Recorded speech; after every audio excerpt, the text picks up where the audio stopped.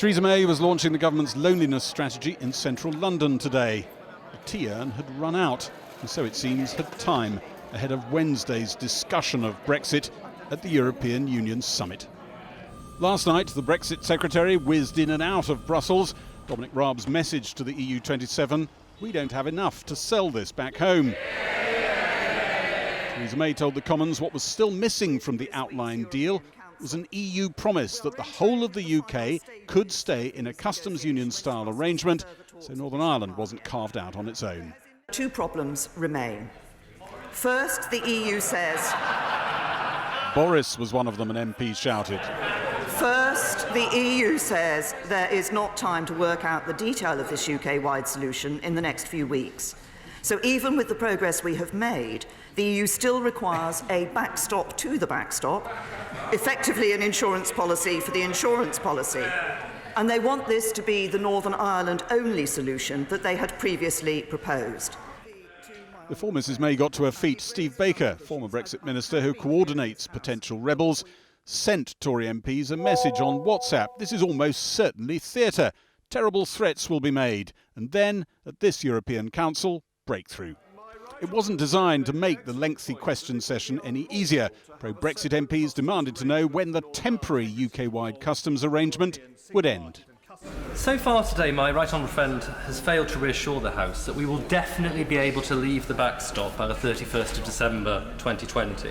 December 2021. If that isn't the deadline, then could you say what it is? We set that point of the expectation that that would be completed by December 2021. One of the issues, as I indicated in my statement, that we're discussing with the European Union is how we can ensure that we do reflect the temporary nature of the backstop. Yesterday, the Chief Whip tweeted an image to show he hadn't had much weekend rest. But some think delaying the critical vote on any deal as close to the crash-out date as possible could help him win some MPs over from both sides of the Commons. It could be that this whole thing is now pushed down to the December summit, a vote in Parliament potentially in January. How do you think that alters the metrics of the way the vote goes? The short answer is, I suppose, there would be some expectation that would increase the pressure on those of us who are unhappy not to rebel. But I think we should be absolutely crystal clear that the objections we have are so fundamental that it's not as though we're going to blink in the face of this just because the pressure on the timing has been ratcheted up. I can see how the EU27 and the government might want to run it to January. And the truth is... To maximise the pressure? Well, to maximise the pressure, exactly. But also... On MPs on your side as well as on their own? Oh, yes, absolutely. I mean, you know, look, there's a lot of staging going on here. We all know that. The Democratic Unionists might have propped up the government in the year since the election, but their Westminster leader's face as Theresa May tried to reassure him was not very reassuring for her. Wednesday's meeting in Brussels will go ahead, but the man who will chair it, EU Council President Donald Tusk, said tonight the chances of no deal are now more likely than ever before. Gary Gibbon at Westminster. Well, now, the Brexit Secretary made a dash for Brussels yesterday, but was out of his meeting with the EU's chief negotiator, Michel Barnier, within an hour. Matt Fry has been there all day. Matt, what's going on? Well, John, I think there's a distinct kind of lowering of the mood here in Brussels. I was here last week and I spoke to a whole number of senior EU officials who all told me that after the Salzburg summit, which was disastrous, the working environment here was more positive than ever, according to one of these officials, more positive than ever. Well, today you really get the impression that they're kind of throwing their hands up in despair, partly because they feel that they've been misunderstood by London, and mostly because they feel that whatever they agree with civil servants talking to civil servants, when it comes to the political arena, that circle simply cannot be squared by Theresa May because of the Brexiteers in her own party, because, crucially, because of the DUP. And I get the impression tonight, really for the first time, with Angela Merkel going on the record saying this is difficult, with Donald Tusk, who's normally one of the great optimists of the city, saying, you know what, we have to prepare for a no-deal Brexit. I really get the impression for the first time that is indeed the way that they are thinking, that there simply can't be any sort of divine intervention, any deus ex machina that can suddenly turn up and make it all happen. Because whenever they come to an agreement, they come up against the same political blockage because of London. And just very briefly, I saw an EU official, senior EU official here last week, who was having drinks until very late at night because he thought things were going so well. The same man today was sitting virtually by himself on a rooftop, looking very lonely indeed.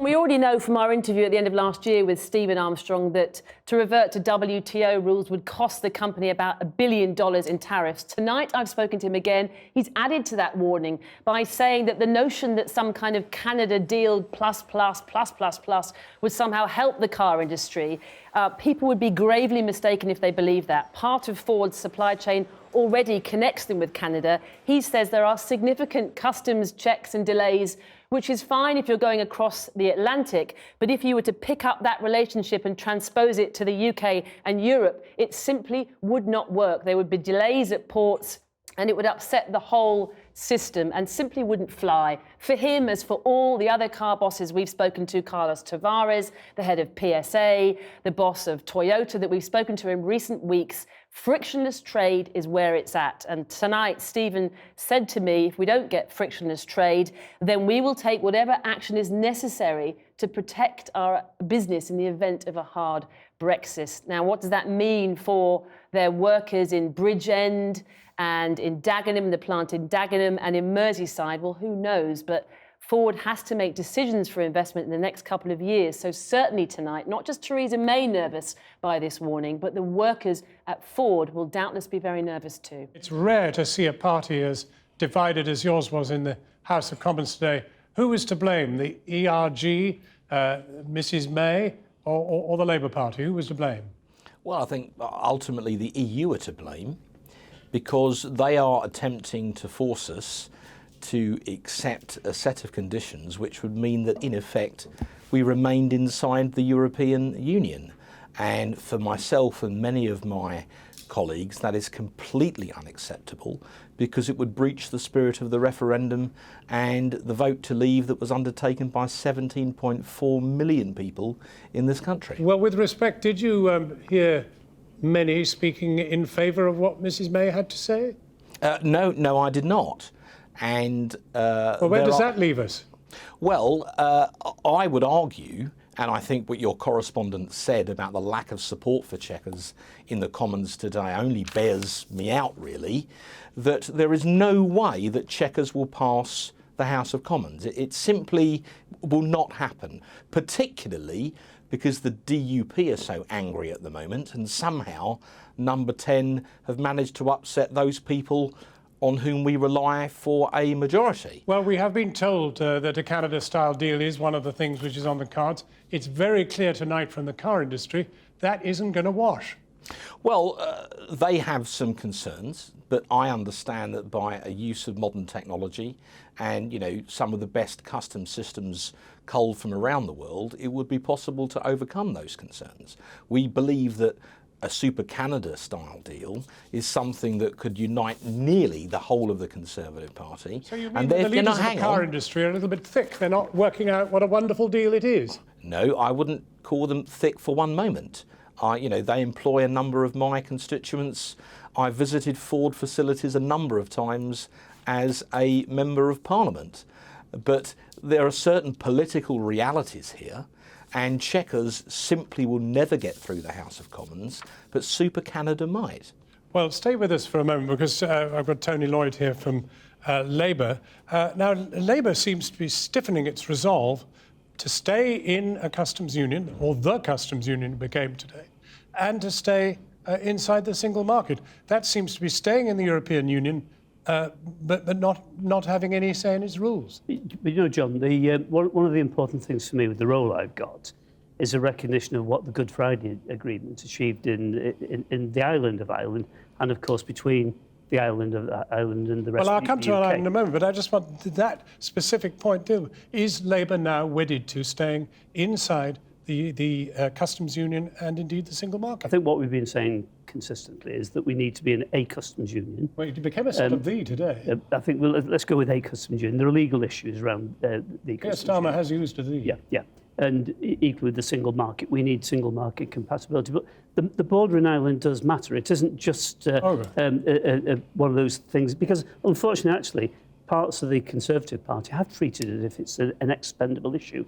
It's not. Labour governments, but actually in fairness, Conservative governments since, have respected the international treaty that guaranteed peace in Northern Ireland. Okay, that matters enormously. Well, what do you say to some of those Labour MPs who even this weekend have talked of backing Mrs May? Well, I would urge my colleagues to say, look, we put forward 6 tests, basically to create how do we maintain a jobs-first Brexit. We've seen from the comments, not just of Ford today, but AstraZeneca in a different... That's a long thing to say to them. What would you say? I mean, would you have them out of the party or what? No, I would actually be saying, look, put the national interest first. But I would actually be saying to Theresa May, because Mark Francois is right on one thing, the problem at the moment is we've got political solutions instead of national leadership. Theresa May could unite Parliament. She would lose some of her own members, I accept that, by coming on the terrain where Labour is and saying, yes, look, there is a voting majority in the House of Commons for a customs union, a single market approach, peace in Northern Ireland, and actually jobs for people across Britain. Tony Lloyd, thank you very much. And Mark Francois, thank you very much. Thanks, Matt. Well, welcome to Bournemouth, where the pro-Brexit group Leave Means Leave is holding a rally in the conference centre as we speak. Their message to Theresa May: chuck Chequers, go it alone and take the opportunities of a world trade deal, whatever that is. Politicians of all stripes are here, but it was Nigel Farage, that Brexit blast from the past, who went on walkabout earlier. Also amongst the speakers is Sammy Wilson from the DUP, the party whose 10 MPs have the power to potentially torpedo any deal Theresa May makes if they're not happy. Their red line to Theresa May: don't cut a deal which treats us differently to the rest of the UK.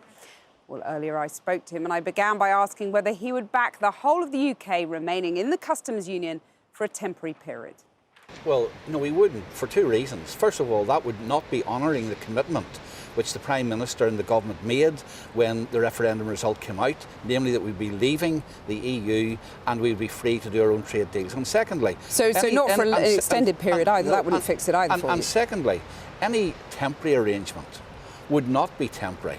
Once the EU had a commitment that you were in the customs union, what incentive would there be for the European Union to do any deal with the United Kingdom that would free it from that commitment to staying in the customs union? And you wouldn't back the Northern Ireland on its own, remaining in the customs union or the single market? Well, that has always been our bottom line as well, that the United Kingdom as a whole voted to leave the EU, and we will not let EU negotiators hold Northern Ireland to ransom as a bargaining chip to try and keep the UK in the European Union against the wishes of the people. So you're relaxed about no deal? Well, I'd prefer that there would be a deal.